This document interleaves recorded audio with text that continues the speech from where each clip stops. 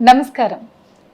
Welcome to BRK health. నేను Miss Viya Varma. ఈరోజు మనతో పాటు స్టూడియోలో ఉన్నారు doctor Revanth Reddy, oncology surgeon from Virinchi hospitals. Hi doctor, how are you? Good.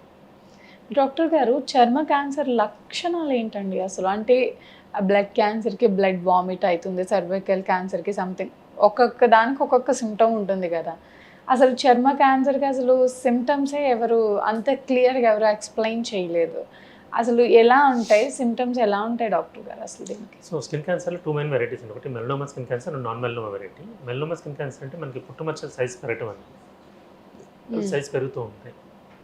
Non melanoma skin cancers అంటే squamous cell carcinoma, basil cell carcinoma అనే అవి మనకి ఫేస్లోనో స్కిన్లో ఉన్న పార్ట్స్లో అవి చిన్న అల్సర్స్లో ఫామ్ అయ్యి అల్సర్ ప్రోగ్రెస్ అవుతూ ఉంటుంది. సో ఇవి 2 common variants of skin cancer. So దాంతోపాటు ఒక్కొక్కసారి సైజ్ పెరిగిన తర్వాత అవి అక్కడ నుంచి లింఫ్ నోడ్స్ ఉంటారు, ఎక్కడైతే దాని ట్రైనింగ్ ఏరియా ఉందో. సపోజ్ మెడలో కానీ ఫేస్లో కానీ ఏమైనా ట్యూమర్ వస్తే అది మనకి నెక్లో లింఫ్ నోడ్స్లో ప్రజెంట్ అవ్వచ్చు.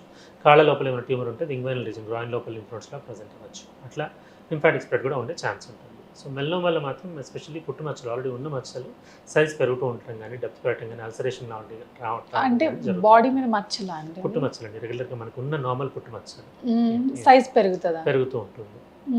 అంటే ఎంత సైజ్ వరకు పెరుగుతుంది? సో ఎంత సైజ్ అని కాదు, మన పెన్సిల్ వెనకాల 0.5 సెంటీమీటర్స్ కంటే ఎక్కువ సైజ్ పెరిగింది అంటే అది ప్రిక్వైర్ సమ్ కైండ్ ఆఫ్ బయాప్సీ తీసుకొని మనం చూసుకోవాల్సి వస్తుంది. ఇంకెటువంటి సిమ్టమ్స్ ఉంటాయండి? ఇచ్చింగ్ లాంటివి ఏమైనా ఉంటాయా? ఇచ్చింగ్ లాంటిది కాదండి, ఇచ్చింగ్ లా కూడా ఉండొచ్చు. మెల్లోమాలో ఇచ్చింగ్ కూడా ఉండొచ్చు. అంటే ఇప్పుడు స్కిన్ క్యాన్సర్ అంటే ఎందుకు వస్తుంది అసలు ఈ స్కిన్ క్యాన్సర్ అనేది? సో నార్మల్ మిగతా క్యాన్సర్స్ లాగే స్కిన్ క్యాన్సర్ కూడా, కాకపోతే దీనికి most common reason is radiation exposure to సన్లైట్లో యూవీ రేస్ ఎక్కువ టైం ఎక్స్పోజ్ అయినప్పుడు మనకి ప్రొటెక్షన్ లేకుండా దానివల్ల మనకి స్కిన్ క్యాన్సర్ వచ్చే ఛాన్స్ ఉంటుంది. మరి ఇంకా సో అది వన్ ఆఫ్ ద కాజెస్. మిగతా కాజెస్ స్మోకింగ్ కానీ, these are all other known causes for skin cancer. అంటే ఇప్పుడు వాతావరణ కాలుష్యంలో దుమ్మది పడుతూ ఉంటుంది కదా, సరిగ్గా శుభ్రం చేసుకోకపోయినా కూడా క్యాన్సర్స్ వస్తాయి స్కిన్కి? సరిగ్గా శుభ్రం చేసుకోకపోతే అంటే కొన్ని పొల్యూటెంట్స్ ఏమైనా స్పెసిఫిక్గా పొల్యూటెంట్స్ లాంటివి ఉంటే వాటి వల్ల ఇరిటేషన్ జరిగి స్కిన్ క్యాన్సర్. ఇప్పుడు ఫార్మా కంపెనీస్లో వాళ్ళు చేస్తూ ఉంటారు కదా, వాళ్ళ స్కిన్ ఎక్స్పోజ్ అవుతూ ఉంటుంది. మరి అలాంటి వాళ్ళకి ప్రత్యామ్నాయం ఏముంటుంది అసలు? సో అవి ప్రొటెక్షన్స్ అనేది ఎప్పుడైతే ఎన్విరాన్మెంటల్ ఎక్స్పోజర్ అనేది ఉందో ఎవరికైనా సరే, ఎన్విరాన్మెంటల్ ఎక్స్పోజర్ ఉన్నప్పుడు వాళ్ళు ప్రొటెక్టివ్ మెకానిజం అనేది చూసుకుంటూ ఉండాలి. వాళ్ళు వేసుకునే డ్రెస్సెస్ కానీ, సూట్స్ కానీ అవన్నీ ప్రొటెక్టివ్గానే చేసుకొని ఉండాలి. And they should more rely on protective mechanism and anti oxidant, anti inflammatory foods లాంటివి రిలై అవ్వచ్చు. ఎక్కువ మొత్తంలో ఎవరిలో చూస్తూ ఉంటారు ఈ చర్మ క్యాన్సర్ వ్యాధులు? స్కిన్ క్యాన్సర్ అనేది ఎక్కువ వైట్ స్కిన్ ఉన్న వాళ్ళల్లో, అట్లీస్ట్ మన కంట్రీలో కన్నా కూడా అట్లీస్ట్ ఆస్ట్రేలియాను వేరే కంట్రీస్లో అలాంటి చోట కొంచెం ఎక్కువ ఉంది ఇన్సిడెన్స్.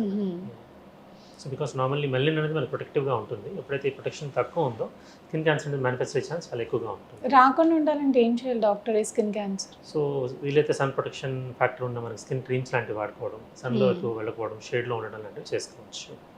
ఈ యువతలోనే ఎక్కువ శాతం ఈ స్కిన్ క్యాన్సర్ చూస్తూ ఉంటాం, ఎందుకంటారు అలా? సో దానికి జెనెటిక్ బేసిస్ ఏమైనా ఉండి దాని మీద మనకి ఎన్విరాన్మెంట్, ఈ ఎక్స్పోజర్, సన్ ఎక్స్పోజర్ కానీ, స్మోకింగ్ కానీ ఇలాంటివి ఏమైనా ఉండటం వల్ల వచ్చే ఛాన్స్ ఉండొచ్చు. ఈ క్యాన్సర్ నివారణలపై రెగ్యులర్ హెల్త్ చెకప్స్ అవసరం అంటారా డాక్టర్ గారు?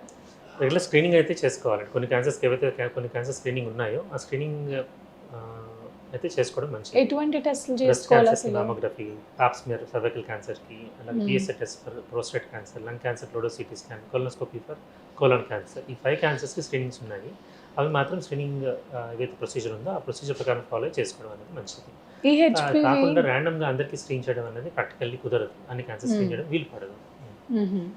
హెచ్పివి వ్యాక్సిన్ వేసుకుంటే స్కిన్ క్యాన్సర్ రాదు అని అంటున్నారు, అది నిజమేనంటారా? హెచ్పివి వ్యాక్సిన్ వల్ల HPV vaccine prevents 2 types of cancers. ఒకటి ఓరోఫారింజియల్ క్యాన్సర్స్, ఒకటి రెండోది సర్వైకల్ క్యాన్సర్ ప్రివెంట్ చేస్తుంది. These are the 2 cancers which are prevented by HPV vaccination. ఈ క్యాన్సర్ని సకాలంలో గుర్తిస్తే చికిత్స లేకుండా తగ్గించుకునే అవకాశాలు ఉన్నాయంటారా డాక్టర్ గారు? ఎర్లీ స్టేజ్లో ఐడెంటిఫై చేసినప్పుడు చికిత్స లేకుండా తగ్గించుకునే మార్గాలు. ఎంత ఎర్లీగా అయినా సరే, క్యాన్సర్ లేనప్పుడు చికిత్స లేకుండా ఉంటుంది, కానీ క్యాన్సర్ ఒకసారి వచ్చిందని తెలిసిన తర్వాత ట్రీట్మెంట్ తీసుకోవాల్సింది. ట్రీట్మెంట్ లేకుండా ఎలా తగ్గుతుంది? సో ఏదైనా సరే ఎంత ఎర్లీ స్టేజ్ ఉంటే మనం ట్రీట్మెంట్ అప్రోప్రియేట్గా ప్రాపర్ ట్రీట్మెంట్ తీసుకుంటే తగ్గుతుంది. పురుషులకు ఎక్కువగా వచ్చే క్యాన్సర్లో ప్రథమ స్థానం ఏంటి డాక్టర్ గారు? సో మన దగ్గర మోస్ట్ కామన్ క్యాన్సర్స్ అయితే lung cancer and oral cavity cancers అనేవి మోస్ట్ కామన్ క్యాన్సర్స్. ఎందుకు వస్తాయి అసలు అవి పురుషుల్లోనే ఎక్కువగా? ఓరల్ క్యావిటీ క్యాన్సర్స్కి రీజన్ ఏమో మనకి ఏదైతే వాళ్ళు స్మోకింగ్ ఆల్కహాల్స్ కానీ లేదా బిటి లిప్చింగ్ కానీ ఇలాంటి వాటి వల్ల వస్తూ ఉంటాయి. లంగ్ క్యాన్సర్ అనేది స్మోకింగ్ డైరెక్ట్గా లింక్ అయితే ఉన్నది. So equally most of the males smoke రాదు దాని ఫీమేల్స్ కాబట్టి.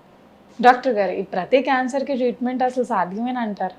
క్రిటికల్ క్యాన్సర్స్ ఏమైనా ఉన్నాయి ట్రీట్మెంట్ లేనివి? ఉంటాయి కదా, అడ్వాన్స్ స్టేజ్ ఉన్నప్పుడు ఏ క్యాన్సర్ అయినా సరే ట్రీట్మెంట్కి వీలు పడదు. ఎర్లీ స్టేజ్ ఉన్నప్పుడు అట్లీస్ట్ ట్రీట్మెంట్ ఇవ్వడానికి వీలు పడుతుంది. అడ్వాన్స్ స్టేజ్ కానీ మళ్ళీ రికరెన్స్ అంటారు మళ్ళీ రావడం కానీ అలా ఉన్నప్పుడు ట్రీట్మెంట్ అనేది వెరీ డిఫికల్ట్ అవుతుంది ఏ క్యాన్సర్కైనా సరే. సో మనం ఉన్న మొడాలిటీస్తో మనం ఎంతవరకు మనం పేషెంట్స్ని లైఫ్ స్పాన్ ఎక్స్టెండ్ చేయగలమని చూసుకోవడం తప్ప యూ కెనాట్ గో ఫర్ కంప్లీట్గా దీనికి ట్రీట్మెంట్ ఉంది మాయమైపోతుంది అని అనుకున్న అలాంటి ఆప్షన్ ఏం లేదు. So don't have that.